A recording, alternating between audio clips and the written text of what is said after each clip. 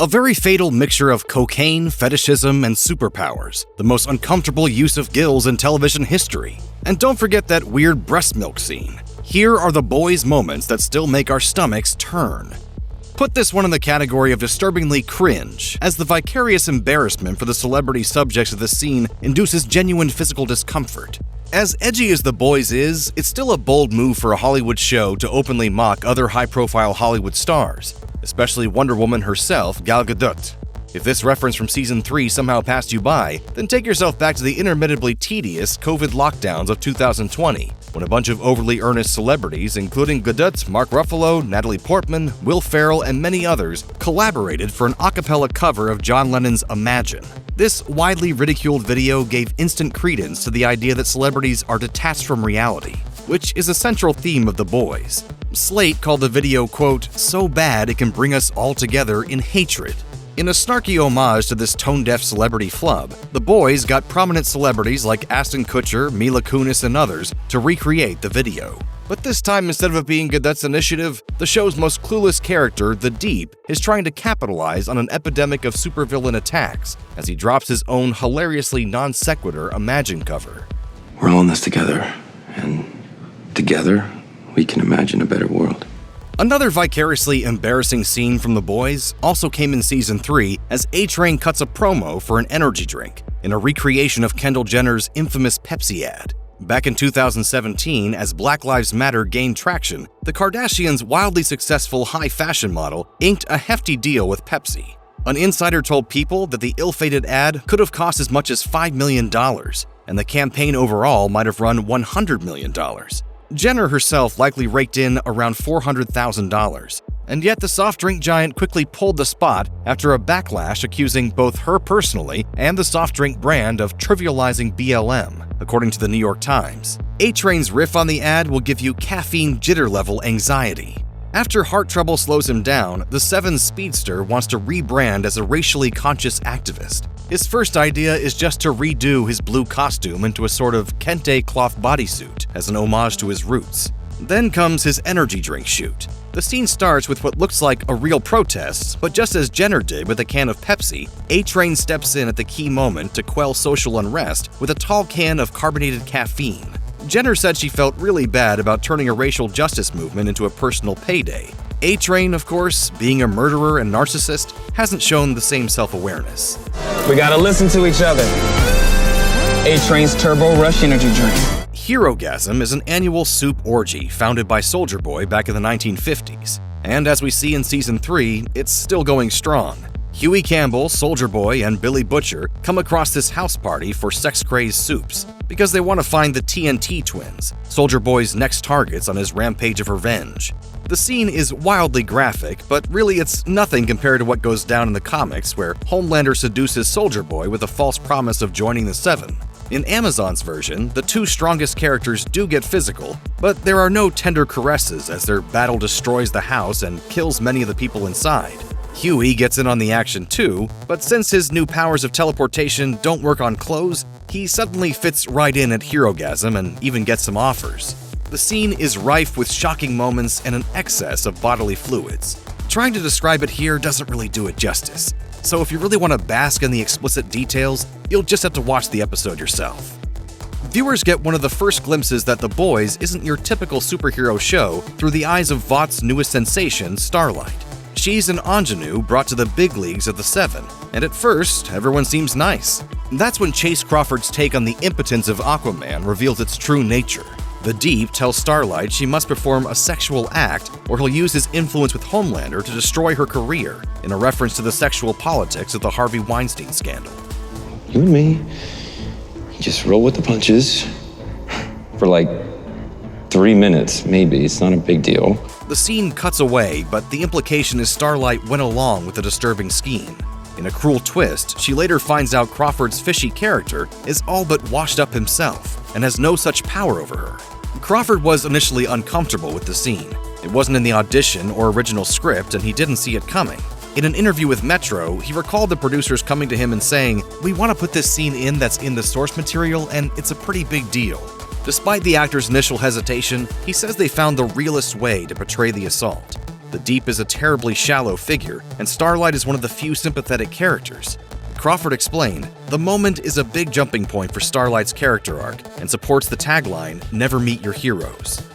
There's another scene from The Boys that made the Deep actor Chase Crawford uncomfortable. It's during a sex scene in which the Deep's gills get poked and prodded. The aquatic soup considers the gills a deformity, and he keeps them covered at all times, even in the bedroom.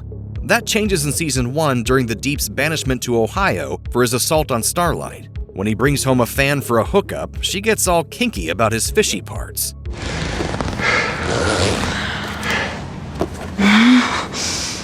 Look at those gills!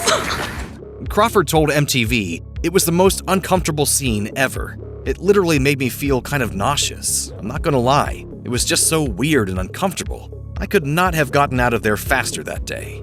On set, the prop gills were attached to a detailed rubber replica of Crawford's torso down to the last chest hair.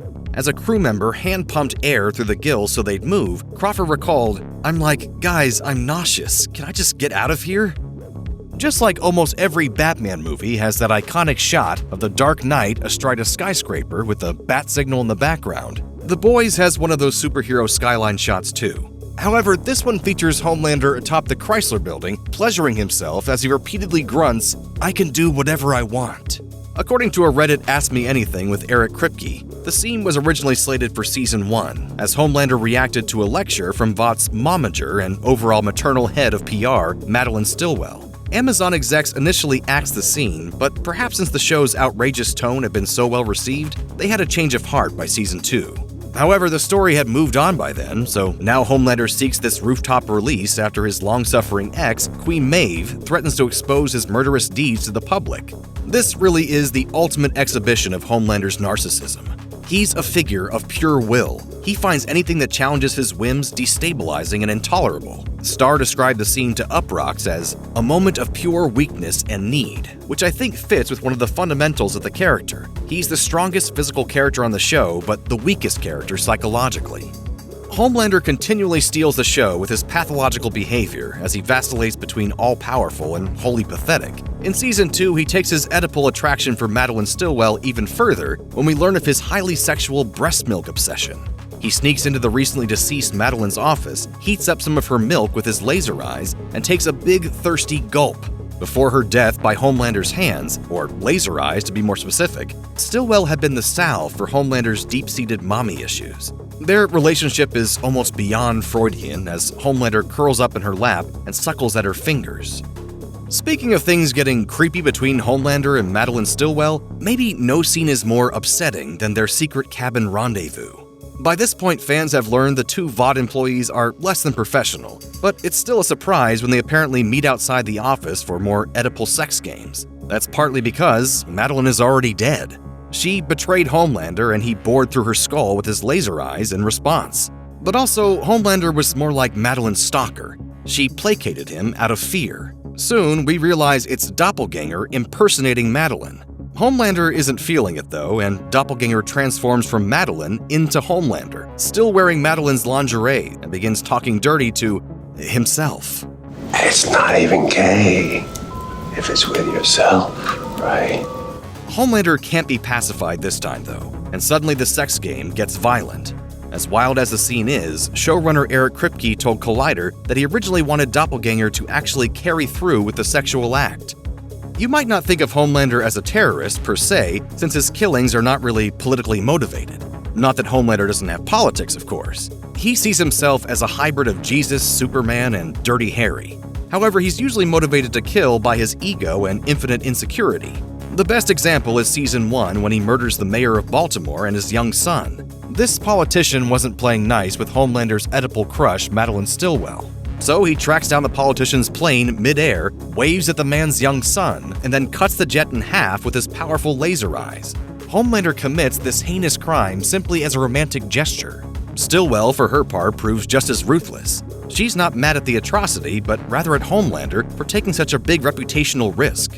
Homelander's most central crime for the boys' plot, though, is also at 30,000 feet, when he and Queen Maeve make an abortive attempt to stop some terrorists from hijacking an airliner. Homelander recklessly fries the flight controls while blasting one of the terrorists, thereby dooming everyone on board. No, please, no! Please!